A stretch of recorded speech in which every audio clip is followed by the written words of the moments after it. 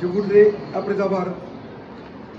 bien voulu répondre, je vous remercie de bien vouloir répondre à notre invitation pour cette conférence de presse,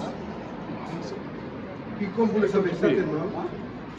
a été convoquée dans le but de nous adresser au peuple sénégalais et de nous prononcer sur l'élection présidentielle qui, compte tenu des enjeux du moment, avait un caractère historique. La présente conférence de presse sera axée autour des points suivants. Premièrement, des questions liées à la nationalité sénégalaise et au quitus fiscal. Deuxièmement, la décision rendue par le Conseil constitutionnel. Et troisièmement, sur la poursuite du processus électoral.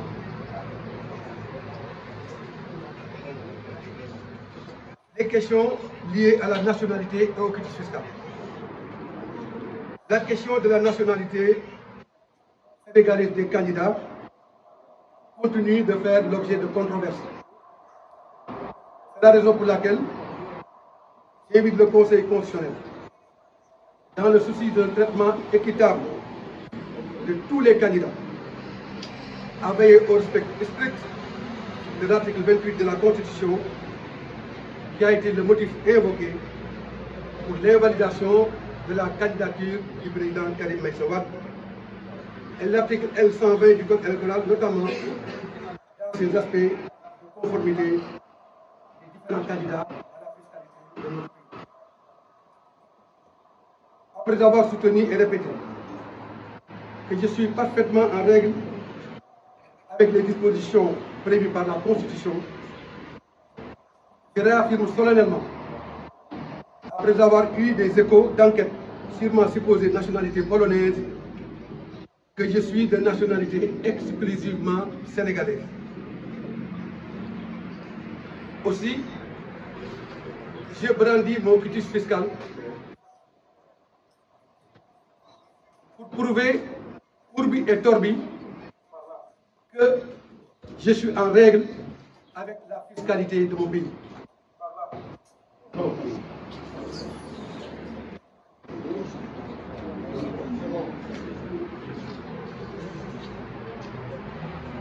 J'exhorte tous les candidats, le Premier ministre Amadou Ba en premier,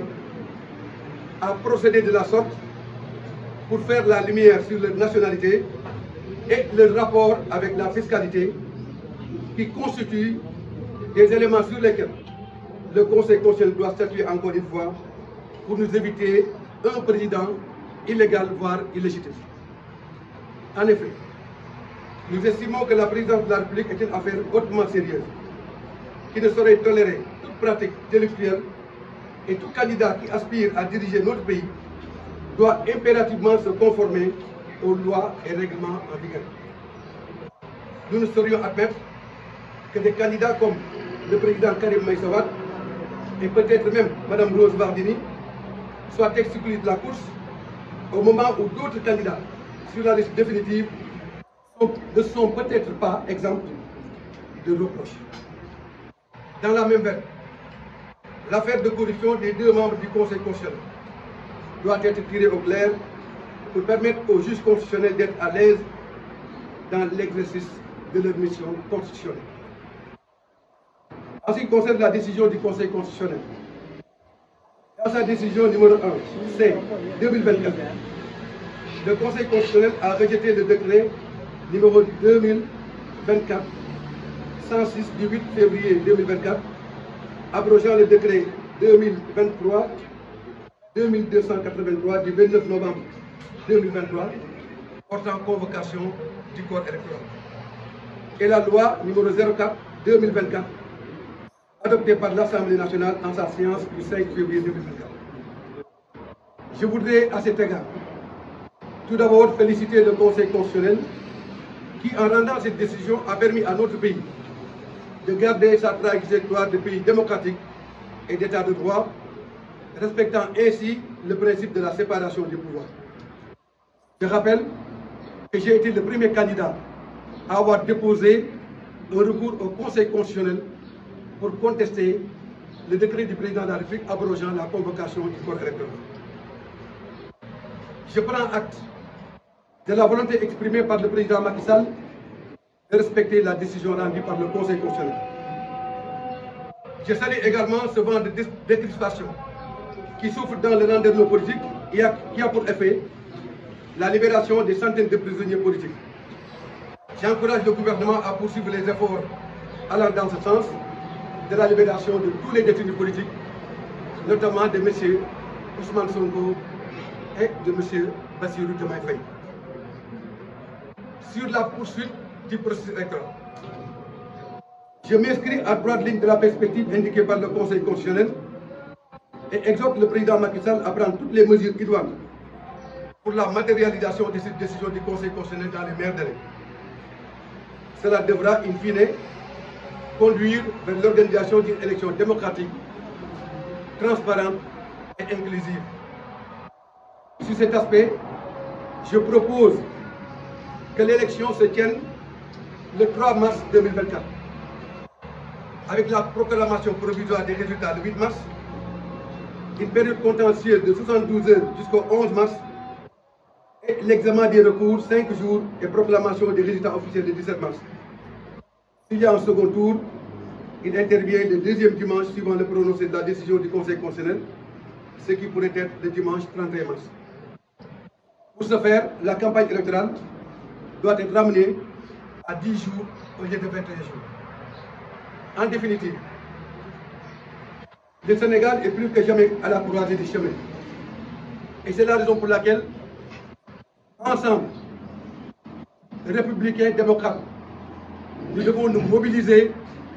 pour ne ménager aucun effort afin que notre pays, le Sénégal, reste une terre de démocratie, une terre d'état de droit,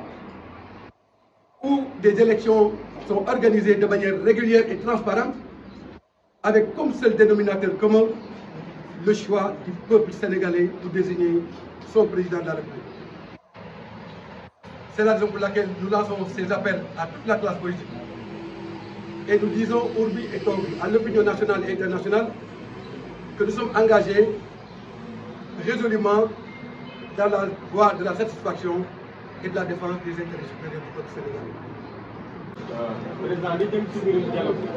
dialogue bi nga xam ne léegi ngeen jiitu réew mi woote ko yaa ngi bokk ci coalition Yewwi Askan Wi te bokk ci conférence des leaders ban taxawaay nga ci fas yéene dialogue bi nga xam ne kii président Macky Sall woote na ko laata ñuy fas yéene demaat ci élection présidentielle.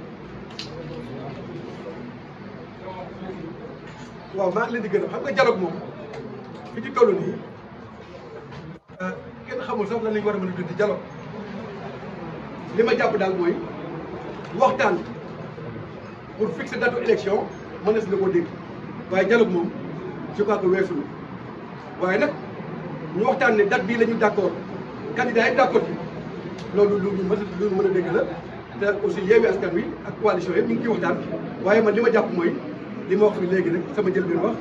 ne élection bi dañ ko war a tenir le 3 mars 2024 def deuxième tour bi le 31 mars 2024 loolu suñu point de vue gàpp 2024 te bu neex yàlla ku mën taxaw si dina ko defal. Moi, je suis très d'accord. Je voudrais savoir est-ce que vous avez vérifié la waaw xam nga de toute façon Sénégal moom dafa nekk dëkk boo xam ne nii religion dafay am solo trop waaye li am solo daal mooy ak lu ñu mën di waxtaane